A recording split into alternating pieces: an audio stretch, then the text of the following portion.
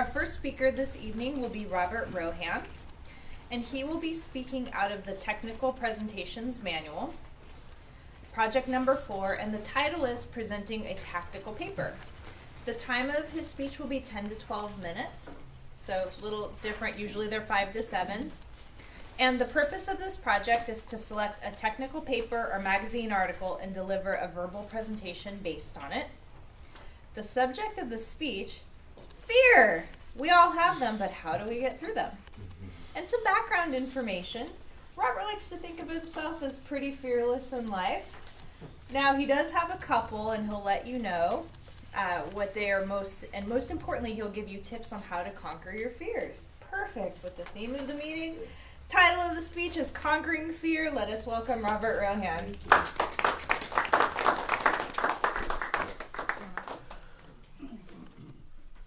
Fear. We all have it, if we like to admit it or not. It lives inside of us probably almost every day. Sometimes it could be at the moment you wake up. Oh my gosh, the fear of getting to work on time. It could be a fear of just driving on the freeway and seeing all those people on their phones text messaging and you're just trying to get through life. Fear is an unpleasant feeling and triggered by perception of danger. Sometimes it can be often made up in our own head.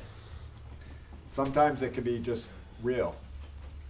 It can be real because of an event that we witnessed or was in. Have you ever been in a car accident? Yes. And get back on the road and had a fear of driving or just being in the car? Sometimes it's often done by a childhood event that we don't even know. I knew a friend of mine that had a fear of balloons just because his big brother would pop him in his face when he was a little kid. And he didn't know why he had a fear of balloons until one day his parents told him and said, your brother would pop that balloon every day in your face. The easy ones are, sometimes you think of it as height. A lot of people have a fear of height, getting up on a tall building or in a high rise. A fear of spiders. I sometimes have that fear of spiders, and it's not really the fear of spiders, it's just them crawling on me. Ooh. And I think why we're all here, a fear of sometimes public speaking. Getting in front of a group, speaking in front of new people, at work, a presentation. Sometimes just off the cuff that somebody calls you in and says, hey, I heard you know a little bit about this. Can you tell the group about it? We can get sometimes frightful and fearful of public speaking. And I think that's why we're all here. I do have some fears, as much as I like to think I'm a daredevil and jumping out of airplanes and riding down some hills when I was used to bike ride at 60 miles an hour.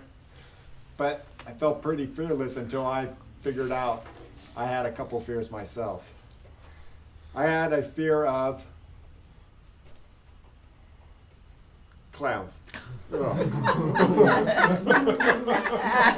I went to the next slide because I just have a fear of even looking at clowns. The fear is sometimes is just, I can't see the real face. I don't know who they are. They feel fake, and sometimes as you see in one of it can be scary. Often clowns are supposed to be funny and make us laugh, but because I can't see their true face, it often frightens me, and I don't want any part of it. In fact, I tried to watch that movie It a couple months ago when it came out on HBO. I got about 10 minutes into it. No way. And I had a fear, because I had dyslexia, of getting up in front of my class and reading out loud, or even going to work and just trying to turn in a paper. Often my words would always be jumbled around, and I was real fearful of just getting up in front of a group like this at my younger age and speaking out loud or trying to read a paper I just remember being so fearful of going to school every day and hoping that the teacher would not call upon me to read out loud in history or in English. It would frighten me to death. I wish I had come across this article like the one I found not too long ago. It was a Forbes article by John Steamley on 14 ways to conquer your fear. And as I read it, it often comes, like I was saying, in through traumatic events in our life, through childhood. But it's also had a lot of interesting ways of how to conquer these fears and what it does to us and what it can happen if we are able to face our fears and get through our fears. Oftentimes we have conquered our fears, and when we find out when it's done, really, it was no big deal. By me getting up here today in front of you, of conquering my dyslexia, I found out it really wasn't much of a big deal. So in this article, I have 14 tips, but I'm going to give you a few of them tonight. Understanding our fear and embracing it. Fear exists to keep us safe. It is not good or bad, but it is kind of helps us protect ourselves. We have to kind of understand it and wonder why we're dealt with these fears. If it might be height, or it might be speaking in front of others, we want to understand it. It's a good thing, and it's not. Sometimes it's a good thing, and sometimes it's a bad thing. A good thing is because it protects us. It keeps us safe. The bad part is we might not experience anything. Like if Anne still had a fear of flying today and never got over that fear of flying, she might not have been a world traveler or taken any trips on planes. But she was able to conquer her fear because she finally understood it, what it could help her accomplish by traveling around. Name your fear. Oftentimes we can name our fear what it might be. In my case, it was dyslexia or clowns, which I still haven't gotten over that one. But I often would name it. I would often say that name a lot to try to understand it, to give it a label, to give it a name, and say it many, many times. Say your fear out loud. Write it down. When you try to ignore fear sometimes, it's not going to go away. It's always going to be there within us. Think long term.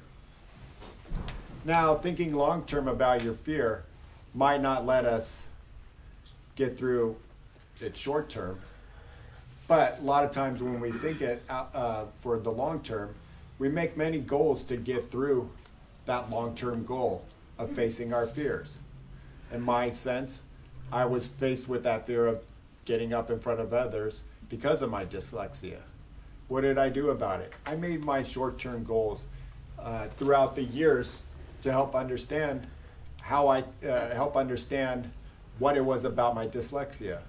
First, I was able to seek help and then practice and use the tools that people helped me with, and I was able to get through that. Visualize your success through with that fear. Oftentimes, athletes visualize their success.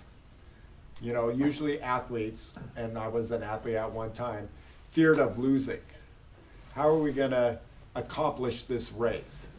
And many times athletes like a bobsledder or a track runner will oftentimes visualize the race in their head.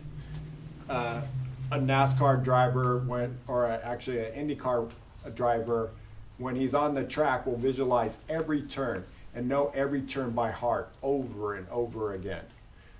I was a swimmer, and what I used to do is sit in a dark closet and with the stopwatch, visualize me starting a race and ending a race in my head.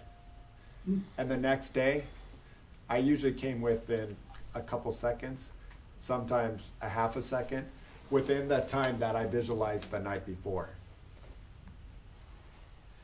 Get help. I was earlier telling you that I got help with my dyslexia. Get help with those fears. We can't do everything on our own as much as we'd like to. I mean, we get help from our teachers, we get help from a counselor, we even get help from a friend.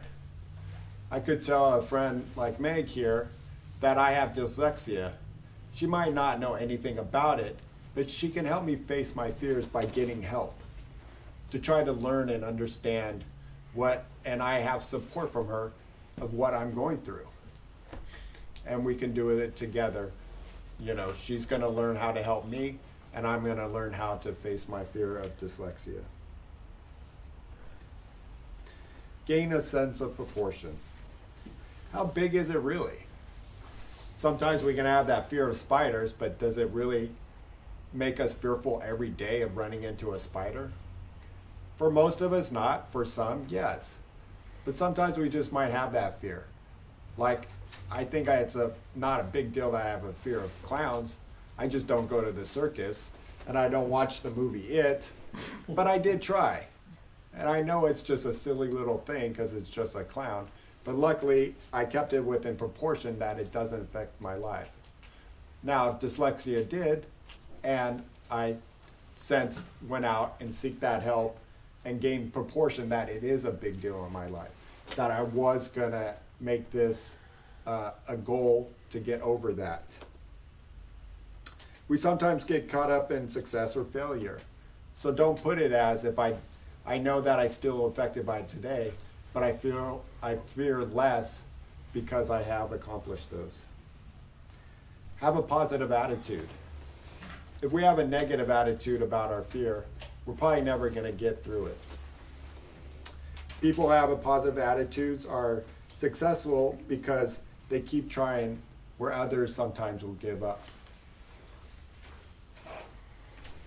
And lastly, focus on others as your motivation. Now I know I have up there a lot of, famous people and messages, but but we often will think of somebody who got through that. And many times it's through, by an actor or someone you see on TV, like I know Oprah's helped many others. And so sometimes we get motivation by that way. There was a funny thing that I read by Franklin Covey, and he one time at a presentation said to a lady in the audience, said, would you cross this beam over a skyscraper? She said no. He said, for $1 million with a little bit of rain? She said no. He said, then would you do it in rain with wind and me dangling your baby on the other side? What do you think her answer was? No.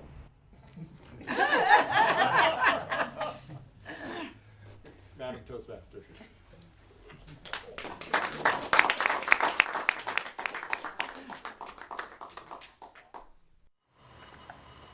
If you enjoyed this video, please click the link below.